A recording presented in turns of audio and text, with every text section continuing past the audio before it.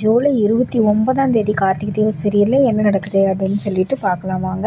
அங்கே பார்த்தீங்கன்னா கார்த்தி வந்து கேஆர் இல்லைன்னு சொல்லிட்டு ரேவதியை கூட்டிகிட்டு போய் அந்த வீட்டோட அழகெல்லாம் ரசிக்கிறாங்க. ரேவதி அவங்களுக்கு பிடிச்ச மாதிரி ட்ரெஸ் எல்லாம் அழகழகாக எடுத்து வச்சுருக்குறாங்க, நகையெல்லாம் எடுத்து வச்சுருக்குறாங்க. அதை பார்த்து ரொம்ப பூரிச்சு போகிற கார்த்தி ரேவதி இருந்துக்கிட்டு, எனக்காக தான் இவ்வளவு நகை புடவை எல்லாமே எடுத்து வச்சிங்களாங்கிறாங்க. ஆமாம் ரேவதி, உனக்காக தான் எடுத்து வச்சுருக்கேன், பிடிச்சிருக்காங்கிறாங்க. என்னது இவ்வளோ நகை புடவை இதெல்லாம் எடுத்து வச்சுருக்கிறீங்க, எடுத்து வச்சிருக்கேன் எனக்கு பிடிக்காம இருக்குமா, ரொம்ப பிடிச்சிருக்குது. ஆனால் ஒரு பக்கம் ஒரு சைஸ் இருக்குது, இன்னொரு பக்கம் வேறு மாதிரி சைஸ் இருக்குது அப்படிங்கிறாங்க. அதெல்லாம் உனக்கே புரியுங்கிறாங்க. இல்லை என்னன்னு சொல்லுங்க மாமா, எனக்கு தெரிஞ்சுக்கணுங்கிறாங்க. அதெல்லாம் ஒன்றும் இல்லைம்மா, நீங்கள் இந்த வீட்டுக்கு வந்ததுக்கப்புறம் கன்சீவ் ஆன அப்படின்னா நாளைக்கு நீ கர்ப்பமாக இருக்கிறப்ப அந்த மாதிரி ஒரு ட்ரெஸ் உனக்கு வேணும்ல, அதுக்காக தான் பெருசு சைஸில் எடுத்து வச்சேன் அப்படிங்கிறாங்க. என் மேலே இவ்வளோ ஆசை வச்சுருக்கீங்க மாமா, அப்புறம் எப்படி என்னை விட்டுட்டு பிரிஞ்சு இருக்கிறீங்க, உங்களால் முடியுதுங்கிறாங்க. அதெல்லாம் ஒன்றும் இல்லை, இந்த கோயில் கும்பாபிஷேகம் நல்ல முறையில் முடியட்டும், நம்ம எப்போவும் ஒன்றா சேர்ந்து வாழ்வோம் ரேவதி, நீ அதை பற்றிலாம் கவலைப்படாத அப்படிங்கிறாங்க.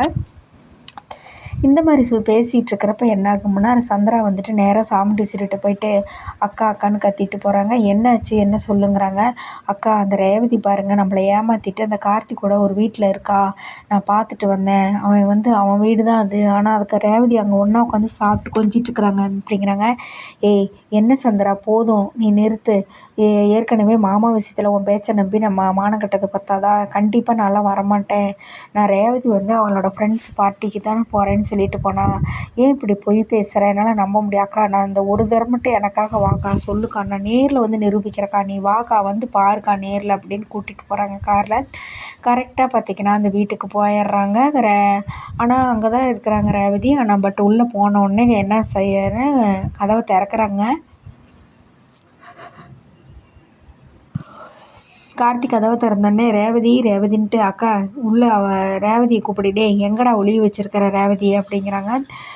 ரேவதி இங்கே தான் இருக்கா அப்படிங்கிறாங்க. அதுக்கு உடனே கார்த்தி அப்படின்னு சொன்னோடனே சந்திரா சொல்கிறாங்க, பாத்தியாக்கா எவ்வளோ திமிரா, ரேவதி இங்கே தான் இருக்கிறான்னு சொல்கிறான், இவனுக்கு எவ்வளோ திமிரு அப்படிங்கிறாங்க. ஏங்க ரேவதி போட்டாவில் இருக்கான்னு சொன்னாங்க, அவள் நேர்லாம் அங்கே இல்லைங்க அப்படிங்கிறாங்க. உடனே சாமி டீச்சர் 2 பேருமே இருக்கா நான் போய் பாட்டு வரேன் அப்படின்னு ரேவதின்னு கத்திக்கிட்டே சந்திரக்கெல்லாம் போகிறாங்க. சமையல் கட்டு இதெல்லாம் இது பண்ணிட்டு இருக்கா, மாடியில் இருப்பாக்கா, நான் பார்த்தக்கா கண்ணார அப்படி இப்படின்னு போய் சொல்கிறாங்க. சொல்லி உள்ள உண்மையை தான் சொல்கிறாங்க. ஆனால் வந்து சாமி டீச்சரி வந்து அதிர்ச்சியான மாதிரி பார்த்துட்ருக்குறாங்க.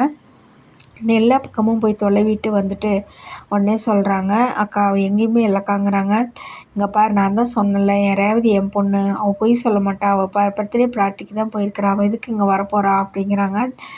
நான் சொன்னல சந்திரா, இந்த தடமும் உன்னால் எனக்கு இவ்வளோ பெரிய அக்கா இல்லைக்கா, இவன் ஏமாத்துறாக்கா, ரேவதி இங்கே தாக்கா இருக்கிறா, நான் கண்ணால் பார்த்தக்கா அப்படி இப்படிங்கிறாங்க. சித்த பேசாமல் வரைய ரேவதி அப்படி இந்த வரைய சந்திரா அப்படின்னு சொல்லிட்டு சந்திராவை கூட்டிகிட்டு காரில் போகிறாங்க. நீ கொஞ்சம் பேசாமல் இருக்கிறிய சந்திரா, எப்போவுமே நீ இப்படி தான் இல்லாதையும் பொல்லாதையும் சொல்லிட்டு ஏதோ ஒன்று பழி போட்டுகிட்டே இருக்கிற, தேவையில்லாமல் எங்கள் பொண்ணுங்க மேலே பழி போட்டுகிட்டே இருக்கிறதா உனக்கு வேலையாக போச்சு, நீ பேசாமல் வா போதும், மாமா விஷயத்தில் இனிமேல் நான் ஏமாற தயாராக இல்லை, அவள் வந்து என்னோடய ஃப்ரெண்டு இதுக்கு வேணால் உனக்கு சந்தேகமாக இருந்தால் ரேவதிக்கு ஃபோன் பண்ணுறேன்ட்டு ரேவதிக்கு ஃபோன் பண்ணுறாங்க.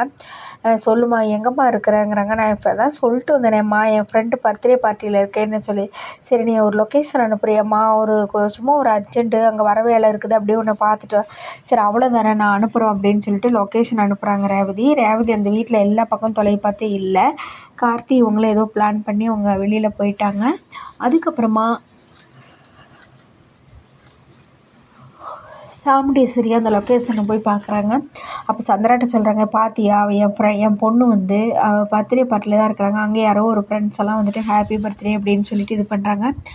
ரேவதி நீ வந்தது எனக்கு ரொம்ப சந்தோஷம்டி அப்படிங்கிறவ. உடனே வந்துட்டு இல்லடி, நீ மட்டும் என்னை கூப்பிடலைன்னா நானும் இப்படிலாம் வந்து இது பண்ணியிருக்க முடியாது, உன்னை பார்த்து எவ்வளோ நாளாச்சு அப்படின்னு பேசிகிட்டு இருக்கிறாங்க. உடனே சாமுண்டீஸ்வரி சந்திராட்ட, பாத்தியா என் பொண்ணு பர்த்டே பார்ட்டியில் தான் இருக்கா, நீ தான் தேவையில்லாமல் அதை இதையும் சொல்லிட்ட சந்திரா அப்படிங்கிறாங்க.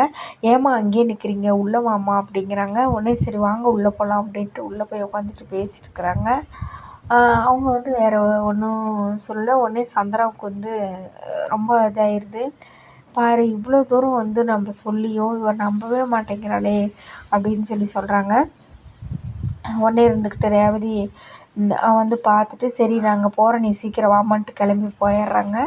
அதுக்கப்புறமா கார்த்தி ரேவதி மீட் பண்ணுறாங்க. மாமா நல்ல வேளை நீங்கள் எல்லாம் சொன்னீங்க, அது மாதிரி பிளான் பண்ணி நல்ல வேளை அந்த ஃப்ரெண்ட்ஸுக்கு இது பண்ணிட்டு நாடகம் நடித்தேன், இல்லைன்னா நான் வசமாக மாட்டியிருப்பேன் அப்படிங்கிறாங்க. சரி நீ கிளம்புமா, அப்புறம் எதாக இருந்தாலும் பேசிக்கலாங்கிறாங்க. சரி மாமா நான் வரேன் அப்படின்னு சொல்லிட்டு போகிறாங்க. அதோட பார்த்திங்கன்னா எபிசோடு முடியுது. அடுத்த நாளைக்கு என்ன நடக்க போகுதுன்னு வெயிட் பண்ணி பார்ப்போம். நன்றி, வணக்கம்.